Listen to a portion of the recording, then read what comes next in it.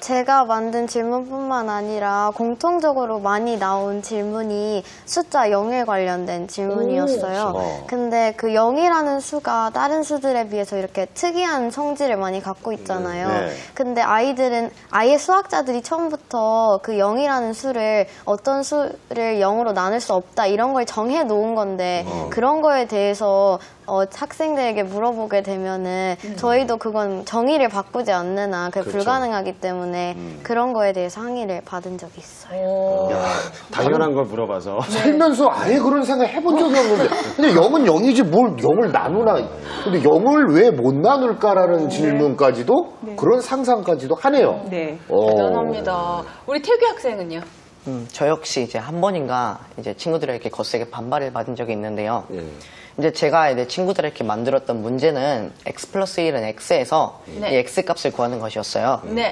제가 이 식을 먼저 이 등식에서는 좌변에서 우변 또는 우변에서 좌변으로 문자나 수를 옮기면 그 문자나 수의 부호가 바뀌는 성질이 있는데 그렇게 옮겼을 때 식이 0은 1이 되기 때문에 저는 그 x에 해당하는 값이 없어서 그냥 해당하는 값이 없다는 의미로 0이라고 답을 생각을 했어요. 그랬더니 친구들이 거세게 반발하면서 방정식이란 미지수 x에 대해서 식이 항상 참이 되기도 하고 또는 거짓이 되기도 한다는 그 의미에 어긋난다고 하였는데 애초에 이제 식을 정리를 하면 x가 소거가 되기 때문에 그 식은 방정식이라고 할 수 없어서 제 질문이 잘못됐다고 반박을 받은 적이 있습니다. 사과드리겠습니다. 지금 진행하면서 솔직히 저는 무슨 얘기인지 하나도 알아들을 수가 없습니다. 무슨 얘기인지 제가 알아야 뭐라고 대꾸를 해줄 텐데. 근데 분명히 그런 식으로 반박을 바꾸라면 확실히 지식이 내 것이 되지 않을까요? 우리 태연 학생은요? 저도 문제를 냈는데 아이들이 거세게 반발한 적이 있었는데요. 제 문제는 그 반비 함수식에서 그 반비례 관계에 대한 특징에 대한 객관식 문제를 냈었는데요. 그 친구들이 항의한 부분은 그 특징 중 제가 그 답을 저는 그때 혼동하고 있었거든요. 그 반비례 그래프에서는 원래 원점을 지나지 않는데 직선이 그 한 쌍의 곡선 그래프였는데 저는 그 원점을 지난다고 해놓고서는 그 답이라고 해놨었거든요. 그때 그 저희 반 친구들이 그 반비례 그래프는 한 쌍의 일정한 곡선이면서 원점을 지나지 않는다는 것을 확실히 알려줘서 그 다음부터는 반비례, 정비례 그래프에 대한 개념을 확실하게 이해할 수 있었습니다. 그럼 이제 그건 절대로 안 잊어먹겠네요. 네. 그러니까 질문을 잘못 만들어도 그게 도움이 되네요. 그렇죠. 대단합니다. 반대로 이 질문은 정말 잘 만들었다. 그래서 이 질문은 너무 내가 만들었지만 좋았다. 뿌듯했던 질문이 있다면요. 인생 질문. 자.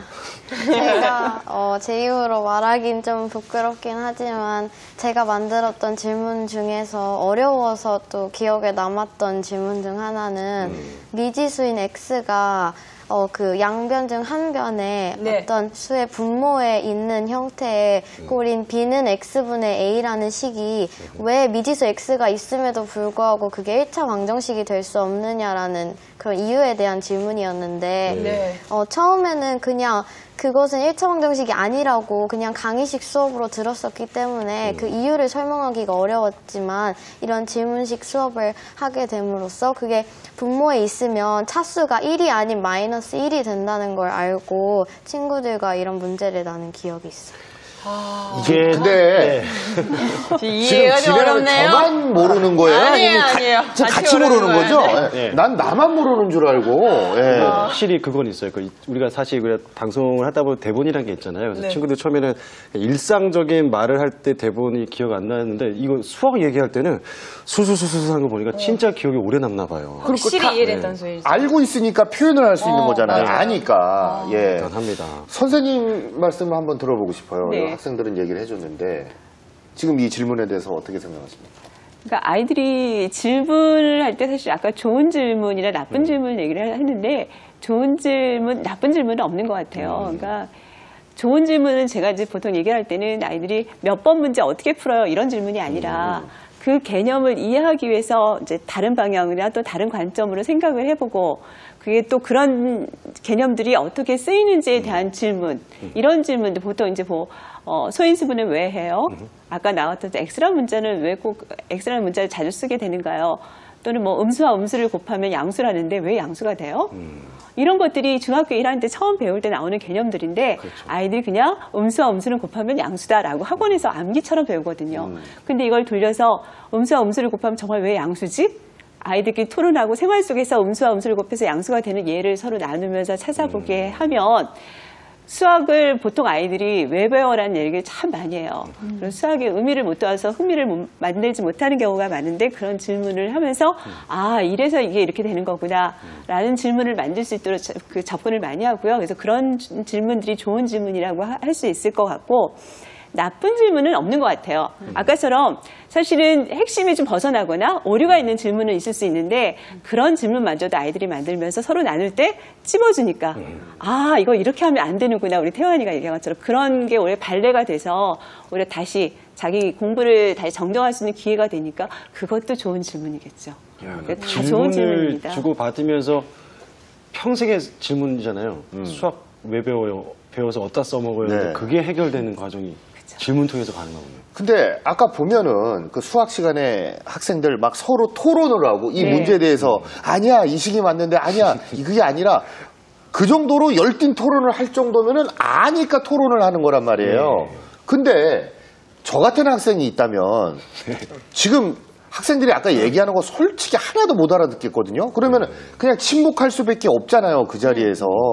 수학이 어느 정도 재미가 있고 어느 정도 앞서 나가는 친구들은 막 토론도 하고 그러는데 그렇지 않은 학생들은 이게 뭔 얘기를 하는 건가 멀뚱멀뚱 있을 텐데 그럴 때는 어떻게 해요?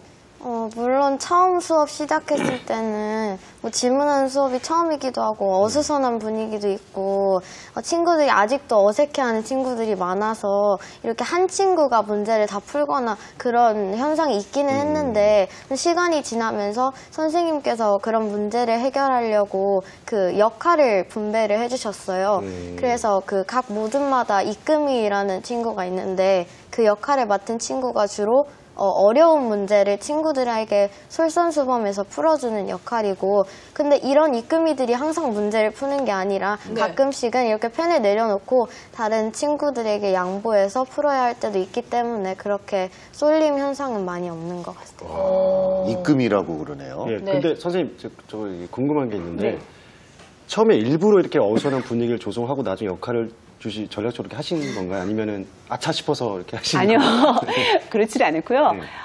처음부터 아이들한테 역할을 주기를 하는데 처음엔 아이들이 이제 적응이 안 되고 하는 애만 풀고 나머지 아이들이 동기유발이 안 돼서 그랬는데 이제 아까 이제 펜을 골고루 준다고 하는데 이금희만 푸는 게 아니라 문제의 난이도에 따라서 문제가 아주 기초적인 문제일 때는 좀 제일 힘들어하는 친구한테 펜을 주고 그 아이가 어떤 말이라도 설명을 해보게 하고 그러면 이금희나 옆에 있는 친구들이 그 말에 이렇게 문제점이 있으면 그걸 지적을 해주고 이거 이렇게 푸는 거야 도와주고 풀 수 있도록 격려해주고 환호해주고 그래서 이제 모두 골고루 한 번씩 항상 교실 모든판이 있습니다. 이렇게 조별로 그 모든판에다 꼭 말로 아이들이 그냥 혼자 침묵하면서 혼자만 푸는 게 아니라 친구들한테 설명하면서 말로 풀게 하고요.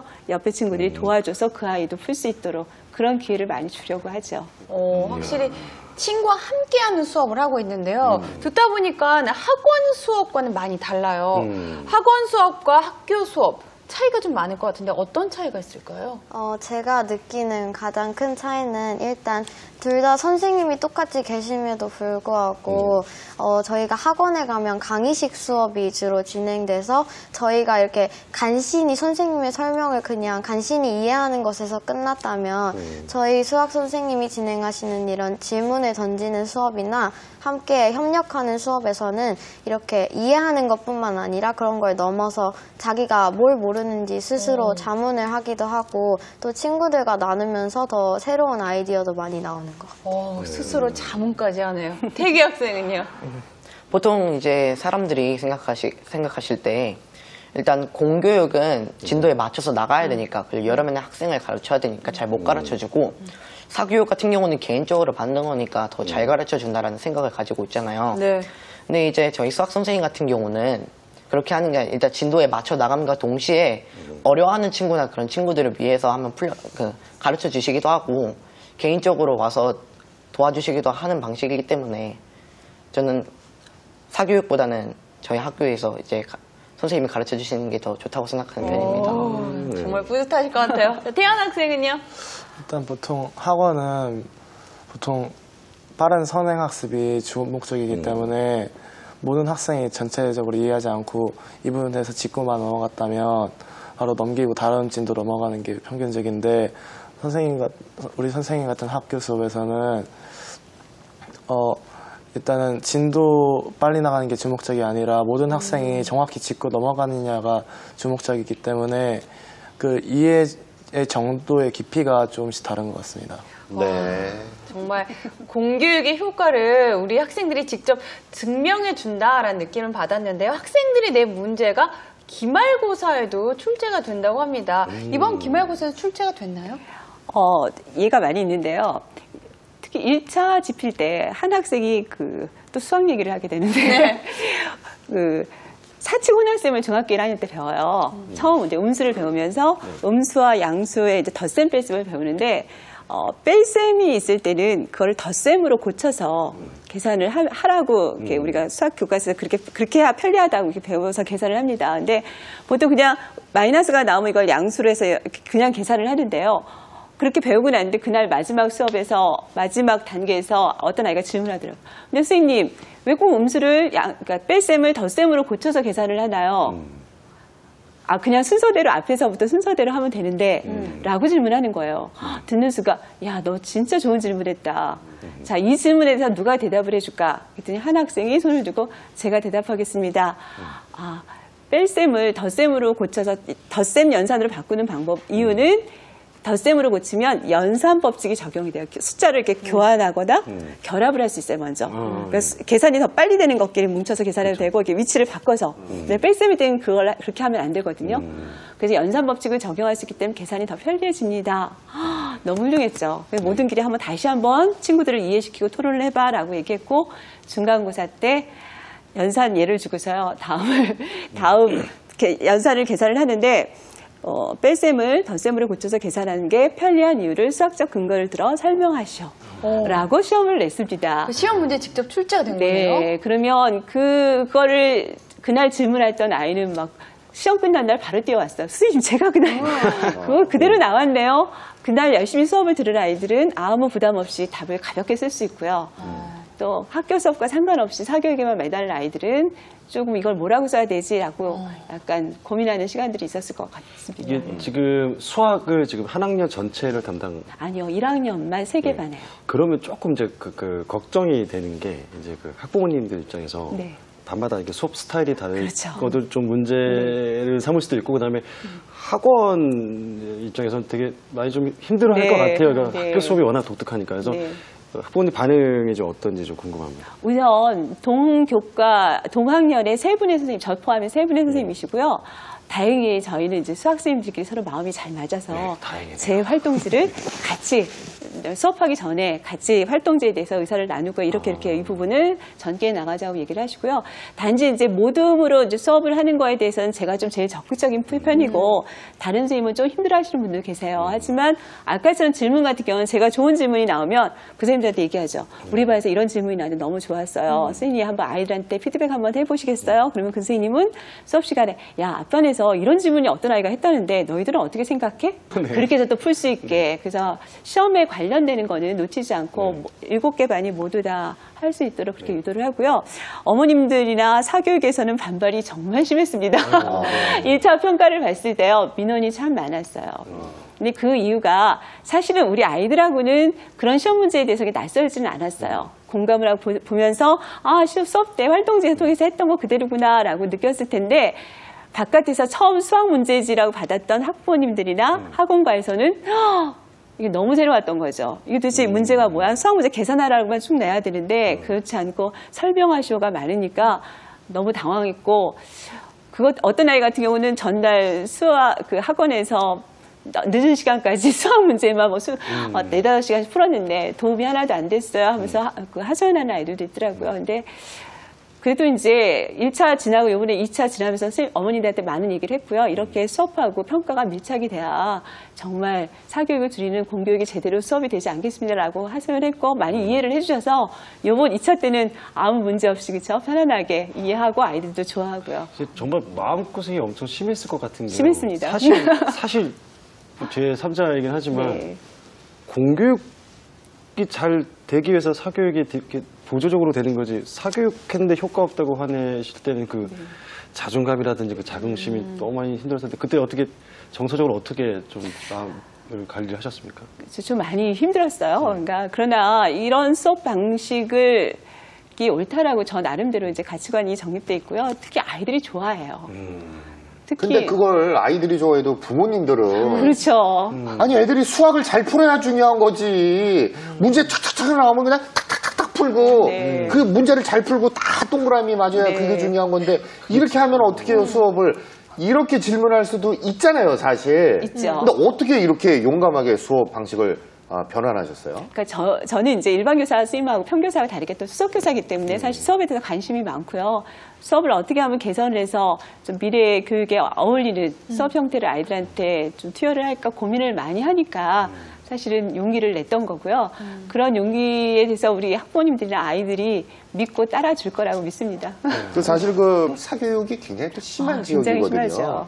예. 그로 인한 또 어려움도 있었을 텐데 얘기 좀 부탁드릴게요.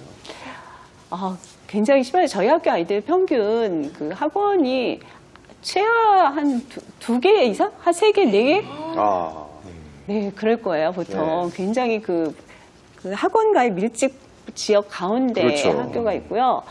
어머님들이 학교 교육과 상관없이도 고등학교 그 이상의 진급에 대한 수학 공부를 중요하다고 생각을 하니까 그 부분을 아무리 학교가 이렇게 해도 나중에 입시까지 생각을 해서 그걸 놓칠 수 없기 때문에 보통 두세 개 학년의 선행학습을 기본으로 많이들 하셔요. 근데 참 많이 안타까운 것 같아요. 그리고 또 재밌었던 건 이번에 제가 이렇게 좀 약간 서술식으로 개념적인 문제들을 많이 내니까 이게 서술형이나 논술형에 적응하기 위해서는 이런 공부를 따로 해야 되나 보다라고 해서 어떤 아이는 와서 선생님 학원이 하나 더 늘었어요 그러더라고요. 아이고. 그래서 이거는 저의 의도가 아니고 수업을 잘 들으면 수업 속에서 그대로 녹여서 평가에 반영하고자 하는 의도인데 오히려 또 그런 부작용도 생겨서 굉장히 안타깝더라고요. 네, 수학 수업이 달라지면서 학생들도 어떤 변화를 느끼지 않았을까 싶은데요.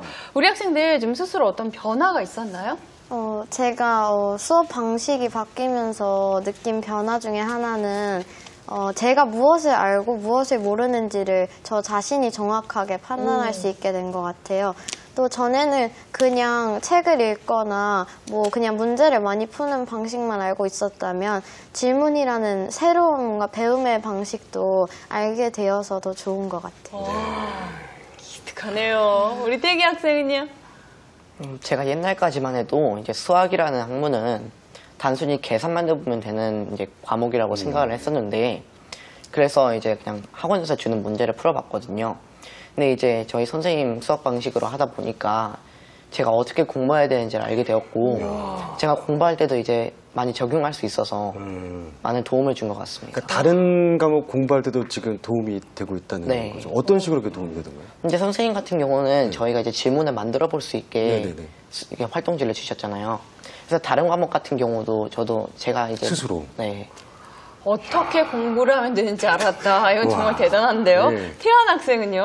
저도 이 수업이 시작되기 전에는 이제 학원에서 내어주는 문제 아니면 교과서 문제집 이런 것만 보고 그 학원 선생님에게 의지해서 이제 사교육에 의지해서 공부를 했는데 이번 이런 그 질문 있는 수업을 통해서 저 혼자 어떻게 공부해야 되는지 좀 안 것 같고요.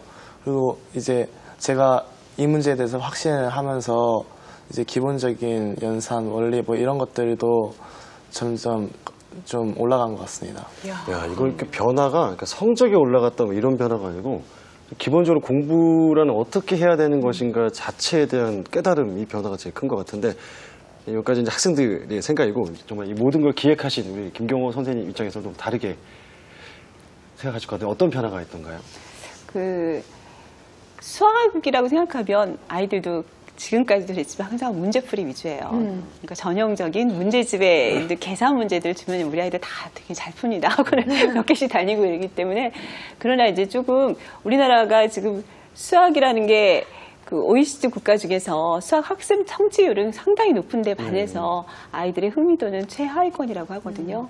그래서 수학이라는 걸 배워서 뭐에 써먹는지 아까도 얘기했지만 그리고 또 수학 공부 자체에 대한 재미를 전혀 못 느끼고 되게 수학에 대한 스트레스가 너무 많은 것 같아요. 근데 좀 그거를 돌려서 수학의 개념이 나오면 그게 왜 그런지에 대한 자기의 필요성과 질문을 스스로 생각을 해야 그 내용들이 다 자기한테 더 쉽게 또 와닿을 수 있는데 그런 질문을 통한 사고하는 방법, 스스로 공부를 끌어내는 방법 이런 것들을 아이들한테 조금이라도 투여가 되었으면 하는 게 저의 바람이지요. 잘 모르겠습니다, 지금은. 그래서 이런 식으로 실제 수업하니까 수학 말